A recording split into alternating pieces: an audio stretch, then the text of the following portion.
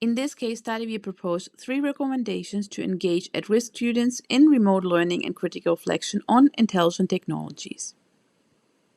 This paper has been co-authored by myself, Marie-Monique Schaper from Aarhus University, Denmark, and Aurelio GARCIA from Universitat Pompeu Fabra in Barcelona, Spain.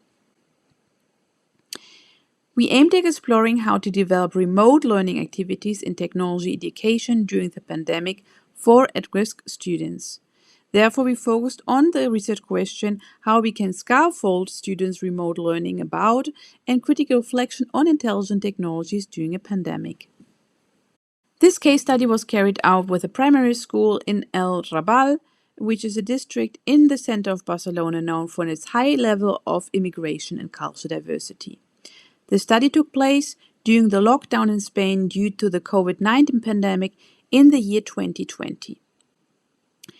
This extreme situation during the pandemic shedded light on the educational gap and digital divide between students from low socioeconomic families and the general population, especially regarding the access to technology and the involvement in technology education.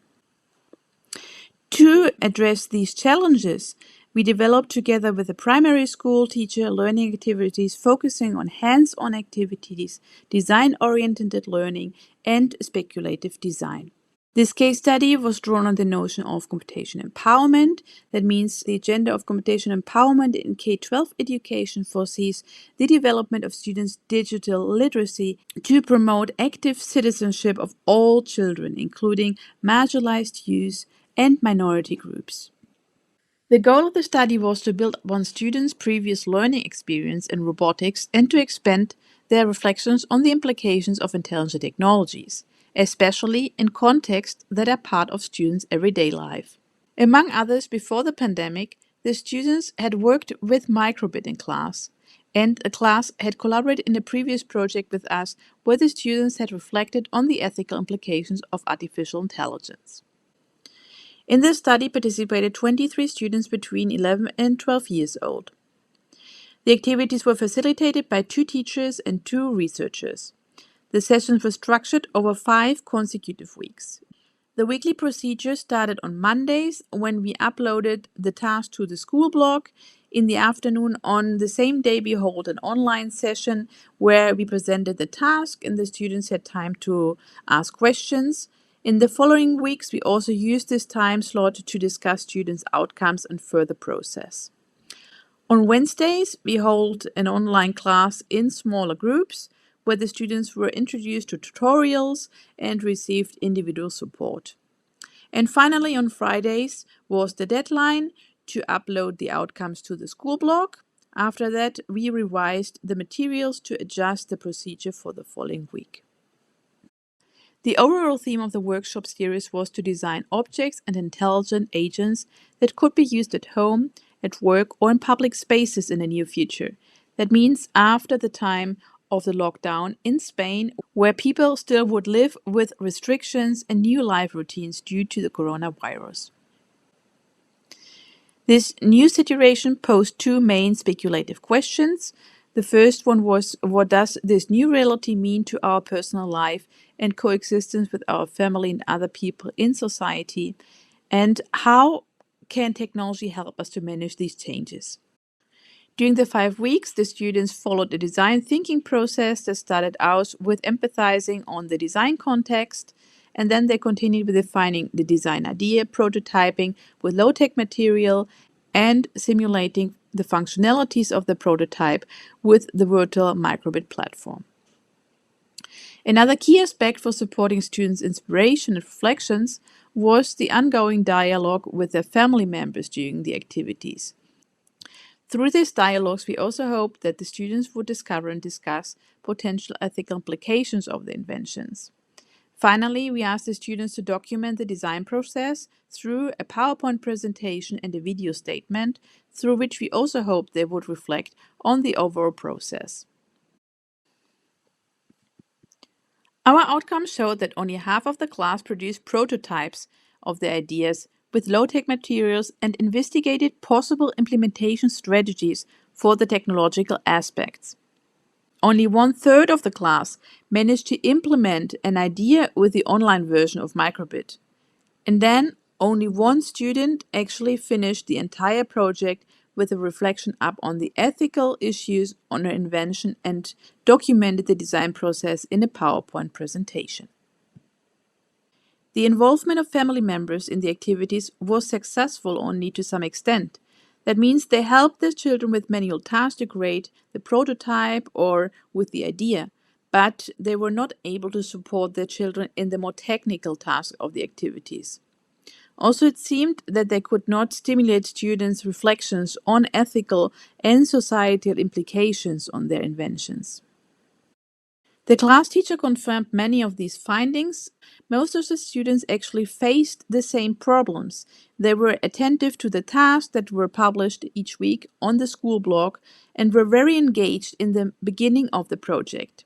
According to the teacher, one major obstacle for the project was that the students were not used to work on project-based tasks autonomously. Usually, in a normal class setting before the pandemic, they were guided by the teacher and asked their peers for help. The few students who finished their project on the online Microbit platform participated in the online tutorial classes in which 2 teachers and 1 researcher were present and actually did a one-to-one facilitation. Based on our findings, we formulated 3 design recommendations. The first design recommendation poses to support the development of agency through the engagement of context for action. We believe that the transformation of teaching practices can not only be reduced to the introduction of new digital tools, but requires creative agentive actions and collaborative co-configuration processes. Possible future directions for supporting the development of students' agency may be providing digital tools in combination with physical materials that allow personal pathways and open-ended design experiences. The second design recommendation poses to reduce the complexity of remote communication through creative and bodily engagement. Despite the ongoing necessary discussions and initiatives to reduce the inequality of technology access of at-risk communities, it is important to consider the situated realities that these students are facing. For instance, in our study, they had limited access to technology at home, and their families didn't have sufficient knowledge about the theme and activities that we proposed. To tackle challenges of remote communication, we propose to use other means that digital tools may allow students to creatively use materials at hand, bodily engagement with one another, and hence reduce the complexity of communication. The third design recommendation poses to reflect upon forces that marginalize oneself in a digitalized society. In our study, we did not achieve to create a deep debate on ethical issues related to intelligent technologies, and specifically about students' inventions. We believe that the activities may not have been personally meaningful to the students and linked to important and interesting aspects of the world beyond the classroom. Family members may be more actively involved in the exploration and reflection upon the use of intelligent technologies in their households, for example, by pointing out application of face recognition systems that they use, chatbots, or maybe also to focus on different services provided by Google.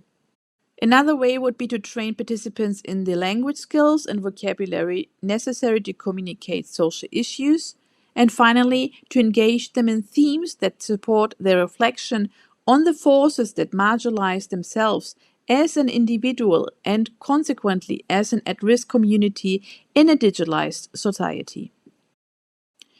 Thank you very much for listening to our presentation. For further details on the study, we invite you to read the conference paper.